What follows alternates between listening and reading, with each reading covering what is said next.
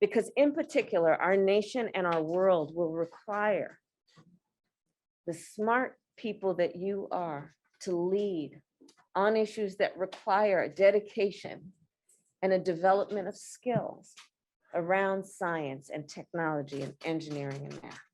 In the midst of HBCU Week, Vice President Kamala Harris placed added focus on the need for more science, technology, engineering, and math at HBCUs across the country during remarks at Hampton University last Friday. But encouraging more Black students into STEM-related careers is easier said than done. We know there are Black and brown kids who want to go into these fields, but we have to be aware of these invisible shackles. And I'm happy to see acknowledgement and people realizing I don't know what to do, but I'll try to do my best. 31-year-old Nisha McCrae is the founder and executive director of Bajika, a nonprofit organization focused on STEM outreach for students, particularly students of color. McCrae founded Bajika while she was still a student at the majority-white Massachusetts Institute of Technology in 2010. She knows firsthand the challenges Black STEM students face in the classroom. And then you start to look at all the challenges you have explaining why you weren't exposed to this in middle school or high school, and how those are invisible shackles to faculty and colleagues. Dr. Lewis Johnson is the Associate Provost of Student Succession and Strategic Initiatives at Florida A&M University, an HBCU in Tallahassee, Florida. Dr. Johnson is also a physics professor. He says student enrollment in STEM at the school has slowly increased. FAMU cites computer information science as one of its top undergraduate degree programs, engineering and physics among its top graduate degree programs. But Dr. Johnson understands more work is needed to not only attract students, but also keep them. We have tutorial labs, we have mentors, we have special classes for STEM majors.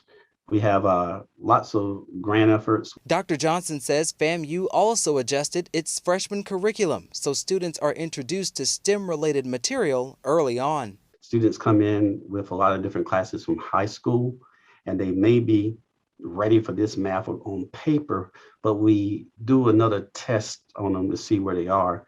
So by instituting the math placement test, we really improved some of the pass-fail rates of those freshman math courses. A 2019 study from the journal Educational Researcher found 40% of Black students have significantly higher rates of switching majors away from STEM compared to 37% of Latino students and 29% of white students. The researchers also pointed to white privilege, microaggressions, and students of color feeling excluded as contributing factors for the disparity. But we do know there are barriers for Black students, Hispanic and Latino students, and women as it comes to seeing people who look like them and wondering if this is really for me, and then also just some of the less spoken messages about is this really something you should pursue, or maybe let me guide you towards something different, right? So there are some pipeline issues. Rick Clark is the director of undergraduate admission at Georgia Tech in Atlanta.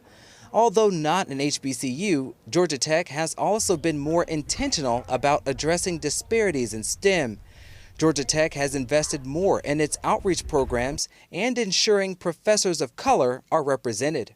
Rick Clark and Dr. Lewis Johnson both addressed some problem areas related to attracting and maintaining Black STEM students at the college level.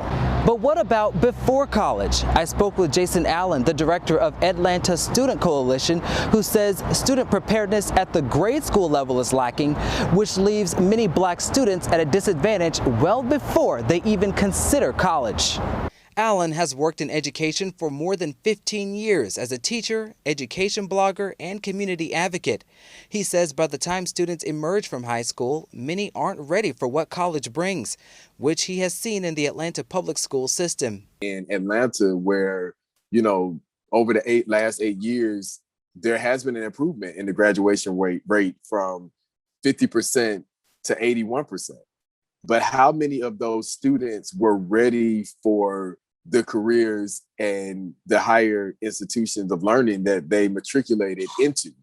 And a lot of those students were not, because we did not prepare them the way that we should. He believes the reason some Black students are not prepared for college and STEM-related careers is because of lower literacy rates among Black families.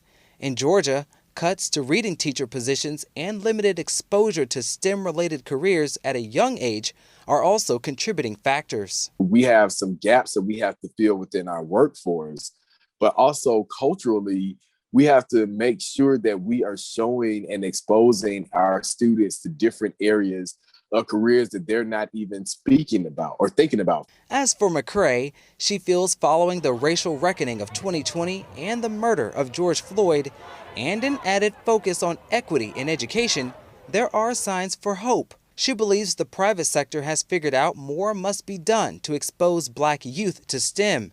She hopes the education sector becomes more aggressive in doing the same. There's an end game coming if we do not resolve these issues. And when private industry is like, it's in our best interest to figure out the pipeline and helping Black people into STEM careers, because them staying in essential workforce or work-related jobs isn't going to help propel the U.S. or the world forward. Reporting for Atlanta Black Star, I'm Cavante Smalls.